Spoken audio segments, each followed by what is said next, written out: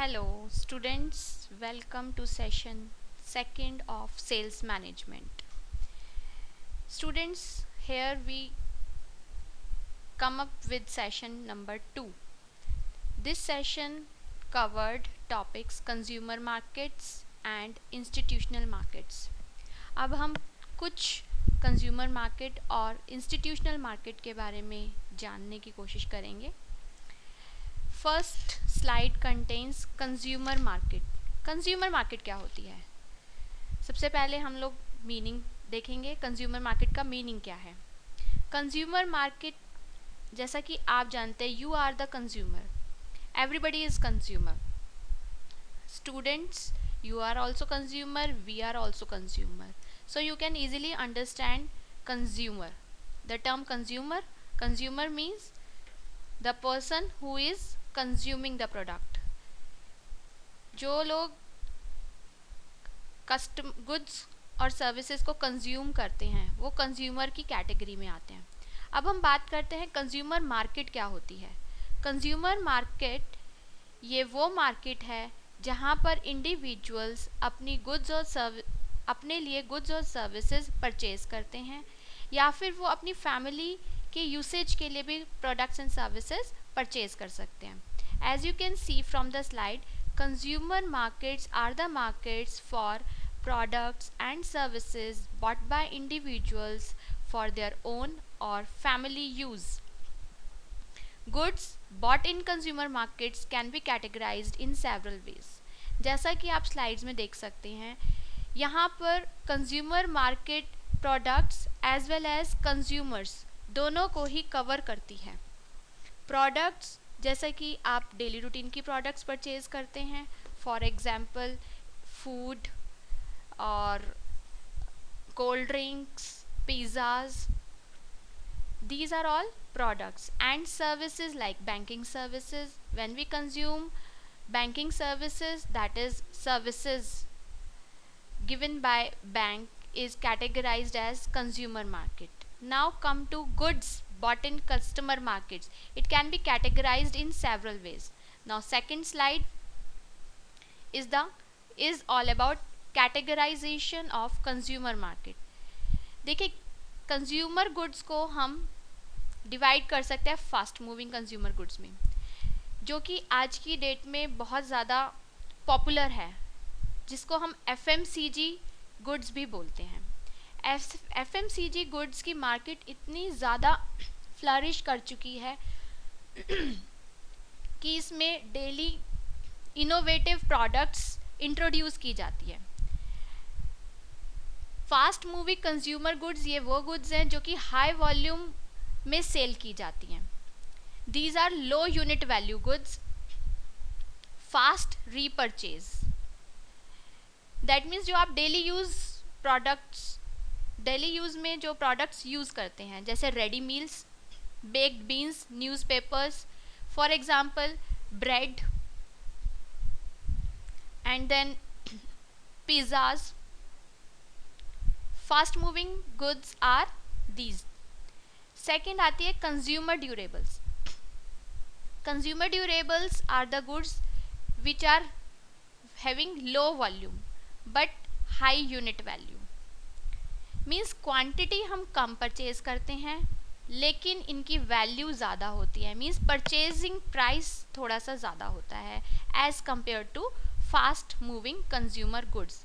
Fast moving consumer goods हम large quantity में purchase करते हैं so that we can satisfy our want, but इनकी वैल्यू जो है वो थोड़ी कम होती है.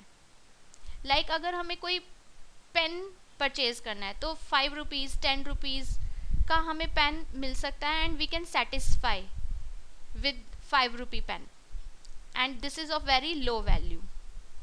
बट कंज्यूमर ड्यूरेबल्स ये वो ड्यूरेबल्स हैं जो कि कंज्यूमर यूज़ करते हैं but in a very low quantity. Second thing is consumer durable को भी हम डिवाइड कर सकते हैं. फर्दर डिवीजन हो सकता है इनका in white goods and brown goods. White goods are those goods which are household appliances.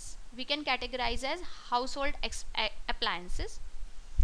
As you can see from the slide itself, white goods are fridge, freezers, cookers, dishwashers, microwaves, जो कि house hold purpose के लिए use की जाती हैं. Microwave house hold purpose के लिए use करते हैं, और ये हम काफ़ी कम इन 1 क्वांटिटी और 2 क्वांटिटी में भी हम we can satisfy our wants. Fridge एक ही होता है घर में, या कुकर्स या dishwashers, but they fridge are of high unit value than a single pan. Second thing is brown goods. Brown goods भी, these are also household appliances, but brown goods require high technical knowledge and skills. These are also consumer durables. So brown goods can be DVD players, games consoles, personal computers. These are also of high unit value. So these are consumer durables. Now come to soft goods. Soft goods are also categorized as some consumer durables. Soft goods ये वो goods होती हैं जिन्हें एक बार use करके और हम बहुत जल्दी इनको डिस्पोज ऑफ कर देते हैं, बहुत जल्दी ख़राब हो जाती हैं. Soft goods are similar to consumer durables except they wear out more quickly and therefore have a shorter replacement cycle. Like clothes, ये ज़्यादा दिन तक हम लोग क्लोथ्स नहीं यूज़ करते.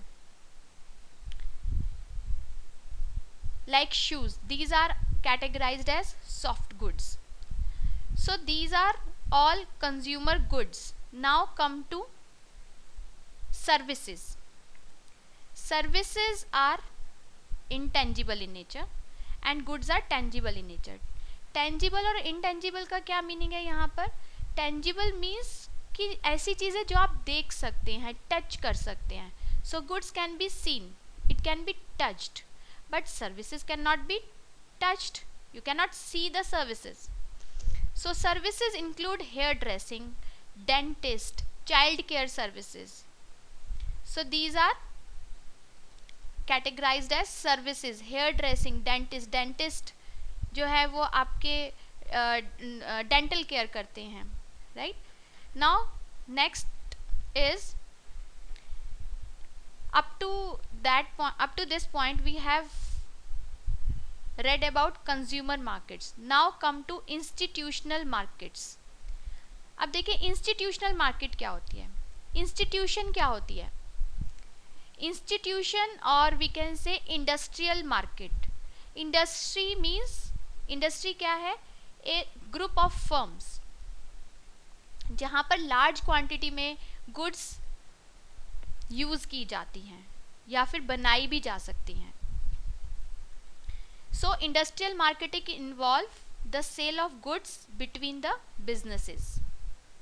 यहाँ पर B2B नेटवर्क यूज़ किया जाता है.